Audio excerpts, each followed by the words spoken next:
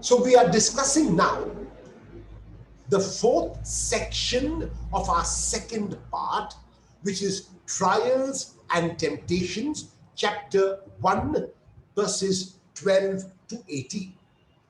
In these verses, this is what we read. Blessed is the one. So this is what is known as a Markarios or a beatitude. James pronounces a beatitude on the one who endures temptation. Not the one who is tempted, but the one who endures temptation, the one who resists temptation, the one who overcomes temptation, because such a person, he says, has stood the test and will receive the crown of life that the Lord has promised to those who love him.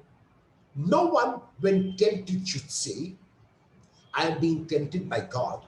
For God cannot be tempted by evil, and God himself tempts no one.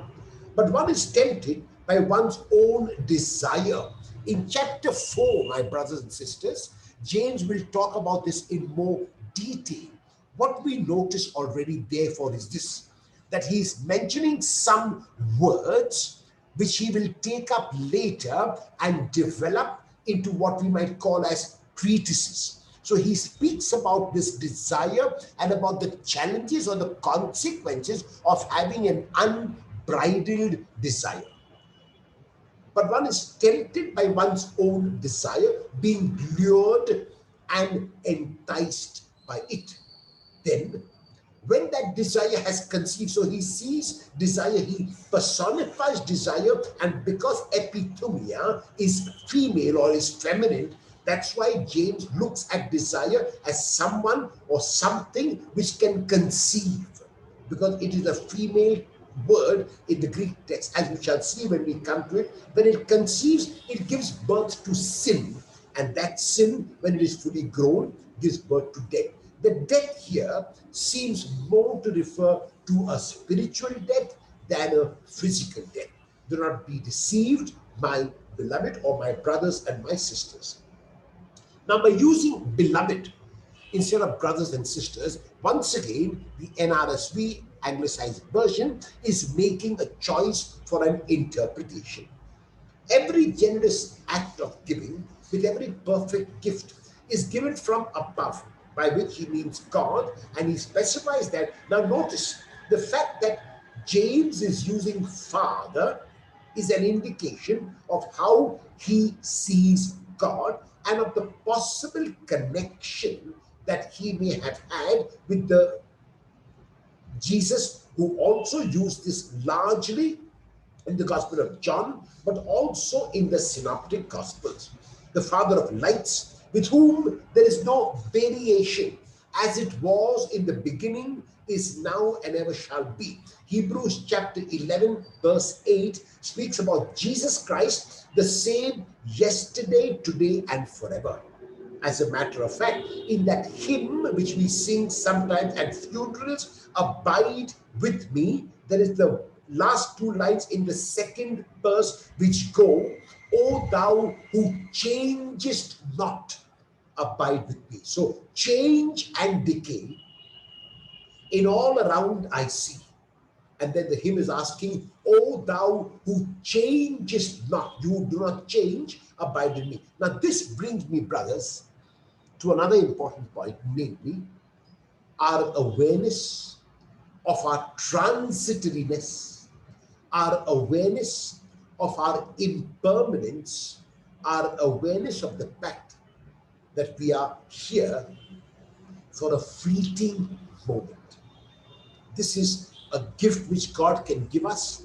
If it makes us aware, then I think, my brothers and sisters, we are on the right track. In fulfillment of his own purpose. Now, notice the desire is giving birth to sin, but God gave us birth by the word of truth, so that we would become like a model, the kind of first fruits. Another term, another interpretation can be, we will become like a model of what exactly his creatures ought to be. So, in other words, here too, James is talking about how we must become that contrast community. You can interpret it also in that particular manner. Now, we notice here this exposition of what James talks about at the beginning of the letter. We say, blessed is the one who endures trial. The word trials and temptations are both translated from the Greek peirasmos. Peirasmos may be translated depending on the sense of the sentence as trials, but it may also be translated as temptations, and that is why the word temptation is the translation here, but the Greek word is still peirasmos. Now, when James uses it in verse 2 and repeats it in verse 12, some scholars see here what is known as an inclusion by using the same word. James promises a reward in these verses for those who compare. Now, this is sometimes the challenge of Christianity. There are many texts which refer to this, what we would term as quid pro quo. Quid pro quo means this for that. A person does you a favor, you say a thank you. The person does something for you, you do something for the person in return. And in English, there is that phrase, you scratch my back, I scratch your back. So this is sometimes the understanding in the scriptures. As a matter of fact, in chapter 10 of the Gospel of Mark, when Jesus speaks about the rich man and the man goes away, in verses 25 to 31, Peter raises the question when he says, we have left everything and followed you, what are we to have? And Jesus responds by saying, anyone who has left mother, father, brother will be given mother, father, brother. So it seems like a quid pro quo. However, I would like to refer you to Matthew chapter 25, verses 31 to 43. In those verses, which is part of Matthew's eschatological discourse, what we notice is that the Lord is making the separation of the sheep from the goats. And in that separation, he separates the sheep from the goats by the kind of lives that they have lived.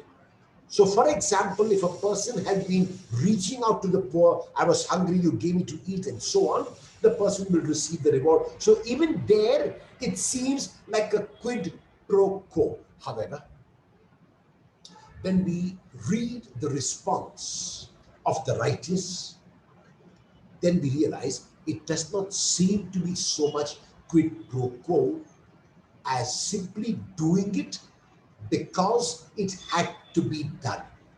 While the righteous, in response to the Lord inviting them to the kingdom, will say, Lord, when did we see you? We do not even know. We were not even aware that we were doing this. We did it simply because it had to be done. My brothers and sisters, every one of us, and now I'm referring to both the seminarians and the religious and also the lay people, this is a time in our world when we have to be proactive. Proactive means to do something without being asked for someone else. Because you know, and I know, and it is a fact. If we do not know, it seems that we are totally unaware. It is the fact that people in our vicinity, no need to look far, no need to talk about the world. People in our vicinity, if you look hard, you will find them are suffering. What are you doing? What are you doing in order to reach out? So can your response be like the righteous in the Gospel of Matthew, where you will say, Lord, I did not even know, I just did it because it had to be done, and this is the challenge I want to throw to you. Surely, brothers and sisters, every one of us is very busy. We are doing a number of things. Surely, there's no doubt about it. But in your busyness, can you find the time to reach out, I would say, through one action? And whatever the action you are comfortable with, it could be, for example, making a telephone call to somebody who is alone. making a telephone call to somebody who's about to go for an operation, reaching out and preparing a meal for somebody outside, giving a meal to some poor beggar. Mask yourself properly, give the meal, come back and wash your hands. Even that small action can be done. Then it is an indication that your faith is practical. So here, as in the first verse, temptation refers to any difficulty in life. Now, here, except for the lay people, I do not know, because I believe that the lay people are going through tremendous challenges during these days. So, brothers, my seminarian brothers and my religious brothers, I do not think really that you can relate with this, honestly. And let me know if you can. Let me know the challenges that you have. Because you see why I put up here physical illness, financial reversal. You and I do not have to worry about our finances. Everything is going to be taken care of for us. The death of a loved one, possibly we had this, but we become so detached from our people at home that we don't even care. Mummy dies, daddy dies, doesn't matter to us at all, because we don't have to look after mommy and daddy and so on. The purpose which James talks about here is to encourage believers. And by believers, James obviously would not be talking with religious or with priests. He will be writing his letter largely to lay people. So the difficulty can be any kind of difficulty. So as I said, peirazo, which is translated as testing or as temptation, is the link word, and this is what James does in the first chapter. In chapters 2, 3, and 4, even 5, there is more or less what we might call treatises or long pericope. But you will have already noticed here, I'm taking these in separate parts because there is no common theme in these verses, but these ideas will be developed later on. In chapter 4, for example, he will develop the idea of desire and of temptation. So God is promising a blessing to those who endure trials. I would request you not to interpret this in the sense of quid pro quo. And the reason why I say that is because as human beings, we can talk largely only in the language of quid pro quo. However, we need to be able to go slightly beyond and talk in the language of doing because it has to be done. One of the questions that I ask in my reflections is, are you good because of fear of punishment or hope of reward? So you're good because you're scared. If I'm not good, God is going to punish me. You're doing good because if I don't do good, God will not give me my reward. Or are you good because it is good to be good? So your goodness itself is good. And you say, I don't want any reward. This is the kind of person I am. I don't want to hide the kind of person I am. This is who I am outside. This is who I am inside. If you can say that, if you can do that, that exactly would be the challenge for each one of us, including, I would say, here for lay people. So remember, we try to do what we have to do, not because we expect God to reward us. As a matter of fact, as you know from your study of the Gospel of Mark, the first years who are now second years, and even the third year, some of you have done the Gospel of Mark with me, you will remember I was stressing there, if you remember, that repentance comes later. The first is the forgiveness of God. And brothers and sisters, think about it. For me, that is once again a metaphor that if you believe that God's love is first and that God's love motivates you to do what you have to do, then I think you're on the right track. Because in the case of Jesus, Mark chapter 1, verse 15, the kingdom of God is here. That is what is known as the first thing which happens, or to use a grammatical term, that is the indicative. And the imperative follows the indicative. Therefore, because God's kingdom has come, because God's love is given, therefore repent. So that's what I mean. You have to understand this. So my goodness is not a goodness because I'm expecting something. No, but because God has already graced me. Now, talking to the lay people, the fact, my sisters, brothers who are lay people, the fact that you can do this course at this challenging time is already an indication that you are quite well off. That you are quite well off. So you will hardly possibly, I do not know, I cannot judge, but you will not possibly experience challenges like the challenges which James is talking about, like the challenges which people outside on the streets are facing even today. And so no one must say when they are tempted that they are being tempted by God. Challenges can tempt us to question God's providence in our lives. When things are going well for us, we find it quite easy to believe that God is love, that God cares for us. But when things are not going so well, we need to ask ourselves, what exactly is my response to God?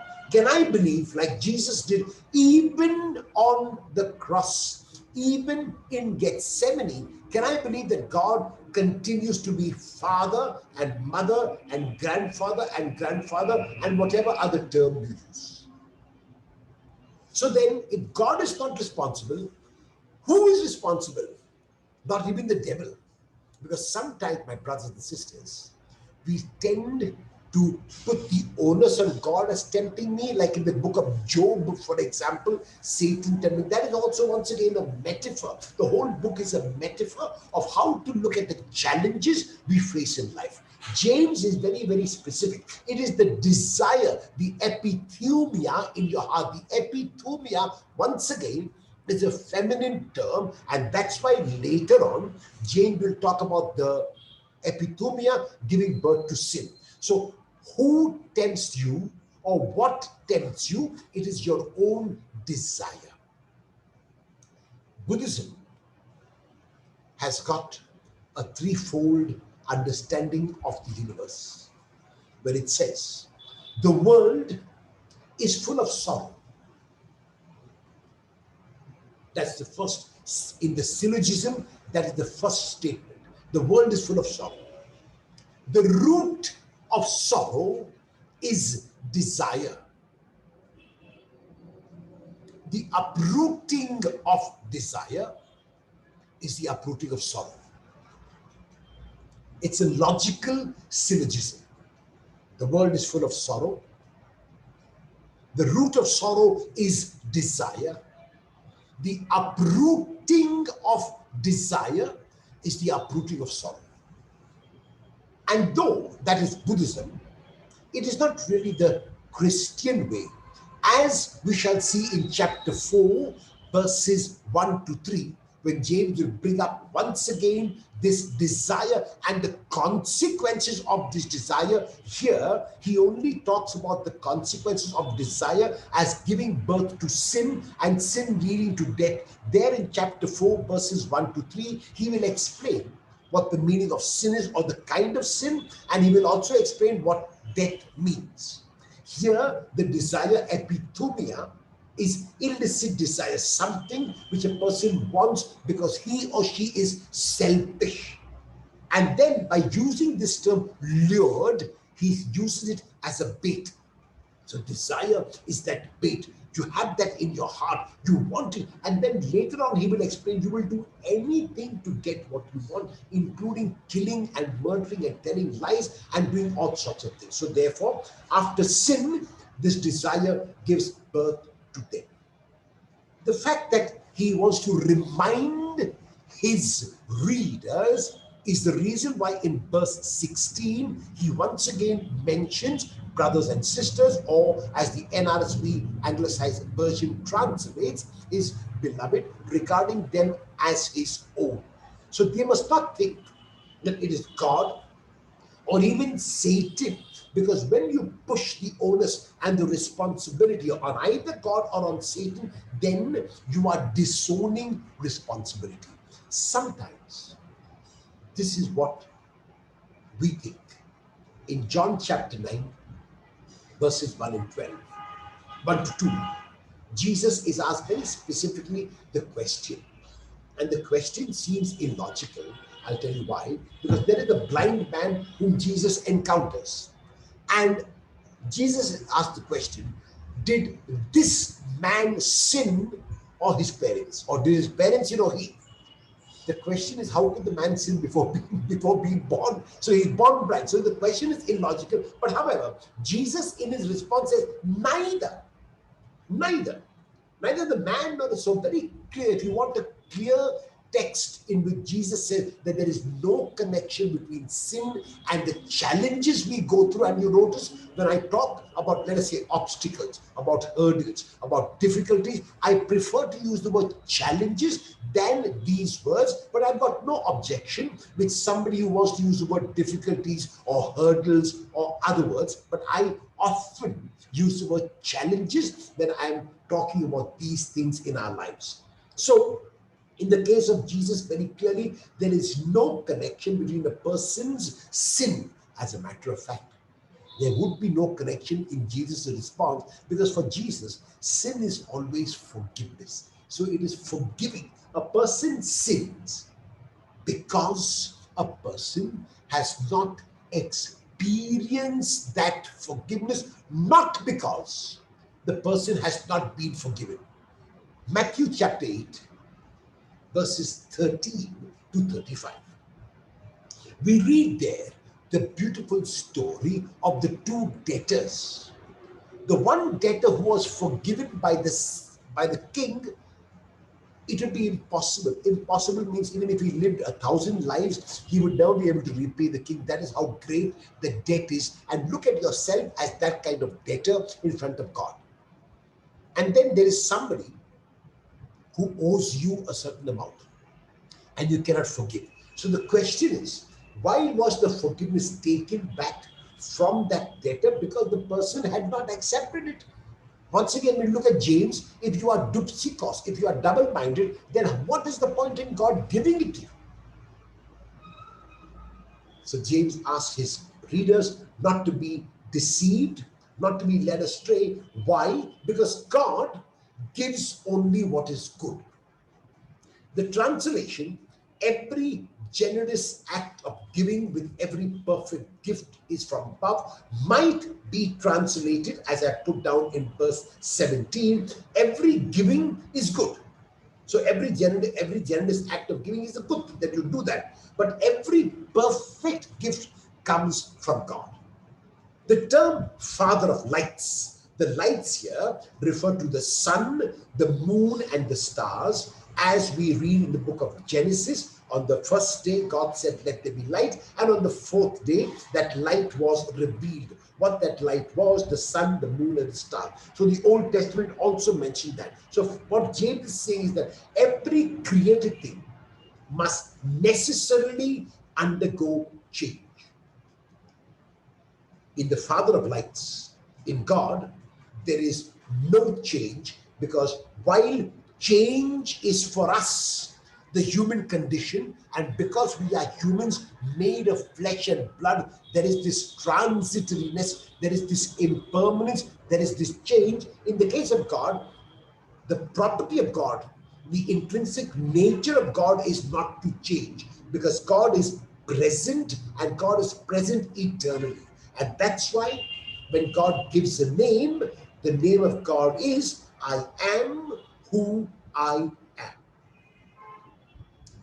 So as far as James is concerned, God gave us a new birth. And this new birth, whether through baptism, because he mentions water, or as Christians, a different kind of community who have been founded in a sense by Jesus. So it's a different kind of community, not the old communities now. That's what he talks about and means by a new birth. And this word of truth, which God has given us, is a word of truth given in Jesus, as we shall see a little later. So as far as James is concerned, that we are completely free, that God has created us because God loved unconditionally, and that is what he means by stressing the free and unconstrained nature of this giving. We saw earlier on when he talked about asking for wisdom, because God gives unrestrainedly, God gives without counting the cost. So God's grace has been extended to people, so we are those who will be the first fruits. The first fruits are basically the best of that which was given back to God as a sign that everything ultimately belongs to God. So the plan of God is not only a plan which will take into consideration the Christian, but which will include every single person. What we notice, brothers and sisters, is that we have finished now the first two parts of our text, and we will move on now to the third part. And the third part is a very, very practical part, and so we will do it a little quicker than the earlier part. It's a practical part because it gives you what Christianity really is. Christianity is something which will be shown in action. And that is why, after the initial exhortation, James invites us to be doers of the word. This doing of the word has to be shown in impartiality, and it has to be shown in a faith that saves, in a faith that serves. So true Christianity is seen in its works. And the first part is the exhortation regarding speech and anger, which make up the first two verses of this particular section. So chapter 1, verses 19 and 20. You must understand this, my beloved. Once again, the NRSV has interpreted the word here not to be brothers and sisters, but to be those who are close, whom James regards as his own. Let everyone be quick to listen. You see, one of the indications, one of the things we must keep in mind is that God has given us 2 ears and has given us one tongue. This is the interpretation here. So be quick to listen, or listen more attentively than you speak. Be slow to speak, and obviously slow to anger. For your anger does not produce God's righteousness. So, as far as James is concerned, what verse 19 seems to be saying is that if a person is too hasty in his or her speech, it is often a reaction. Hasty speech is often, not always, but hasty speech is often a reaction to something that has happened. And this hasty speech leads to anger either on the in the person who is hasty in his or her speech, or leads to anger also in the person who is listening and is the recipient of that speech. And this anger does not please God. He explains why Christians should be slow to anger, because it does not bring about the righteous life that God desires. Sometimes when a person is angry, he or she will act on that anger, and that action which the person does, or the action which the person performs, is really not an action that pleases God, because it is done out of selfishness. It is done because the person wants to. The second part of this section is be doers of the word. If a person only recites the creed but does not live out that creed, that person cannot be called a Christian in the true sense of the word. And so in these verses, James is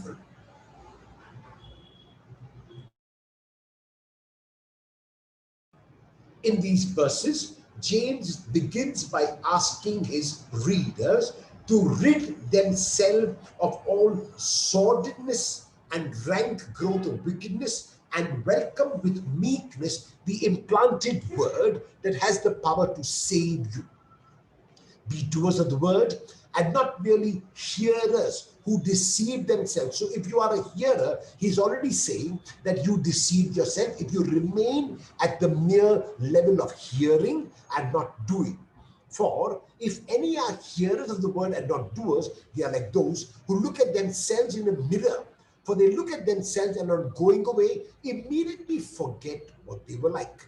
But those who look into the perfect law, who stare, actually can be translated, who stare into the perfect law, the law of liberty, and persevere, being not hearers who forget, but doers who act, they will be blessed in their doing.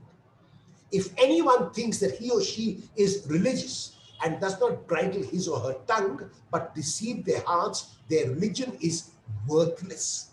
And then he defines true religion, which is undefiled before God the Father. Once again, the term Father is used to care for orphans and widows, which, as I said, is a metaphor for caring for anyone in need or in distress, and to keep oneself unstained from the world.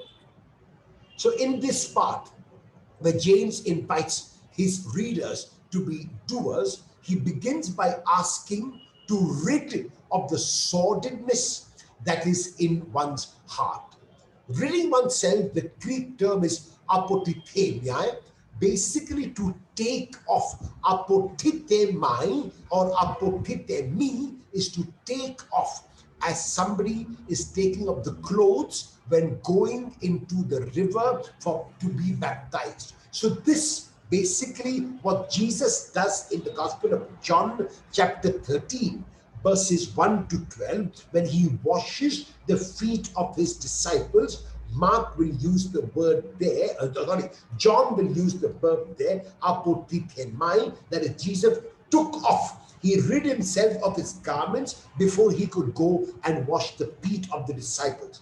This word, which talks about removal of clothes, basically the physically removal of the clothes, is basically a reference to the stripping off the pre-Christian lifestyle before one could be baptized. And there are a number of references in which this particular verb is used. So what does James invite his readers to rid themselves of? Any kind of sordidness or growth of wickedness, and to put once again the word which is planted in your hearts. Now, the command to accept the word implanted is not a command to unbelievers to be converted. No, it is to believers who have been baptized to let the word influence their lives, not to let the word simply be a word that they hear, but a word that they translate into action. And how must this word be accepted? Meekness here might be translated as openness. So when a person is meek, that person is also open.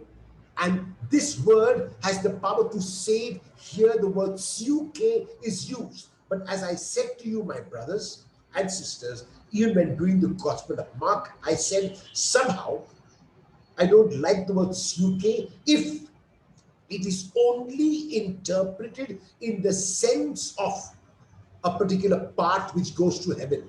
Like the Greeks interpret suke, soul, as something which is within the individual and which at the death of the individual goes to God. The soma dies. That is not what suke means when the scriptures use it. Because you see, it's not so much a part of the human being, but often, more often than not, refers to the human being as a whole. As a matter of fact, when Jesus talks about the command to love God, Deuteronomy chapter 6, verse 5, you shall love the Lord your God with all your heart, with all your soul, with all your mind, and with every single fiber of your being. So suke must not be translated as soul in the sense of separate from the body, but may be translated as the inner being or even the whole person. And that's what James is asking, to be doers of the word. So when I hear the word of God, as Jesus says in the Gospel of Luke chapter 11 verse 28, and possibly pointing to his blessed mother, she is the one who not only bore him, who gave him birth, but also the one who does the word of God. Deceive in these contexts is clear. It is to be deceived. One thinks one is religious. One thinks by going to church or by attending 3 online masses a day or by doing this devotion and that, one is religious. One might be, but however, that religion also has to be shown in action. Now, the verb katanoeo is basically a hasty glance. A person just looks, and because the person only glances hastily, that person forgets. However, if a person looks intently, that person will not forget. The hearer only is faulted for not being a doer. The one who does looks intently. So the word here is parakupto, a person who looks intently and does what is required of him or her. In verses 26 and 27, James speaks of 3 ways in which the believers can do the word or fulfill the law. First, control their tongue, and notice he developed this idea later. Concern for the helpless, again developed later, and avoidance of worldliness. This is what true religion means, that a person cares for widows and orphans, which, as I put here, anyone who is needed, or rather, anyone in need. And the other mark of true religion is that one is not influenced by the world. The world here, translated cosmos from the cosmos, is not so much the external world as anything which is opposed to God.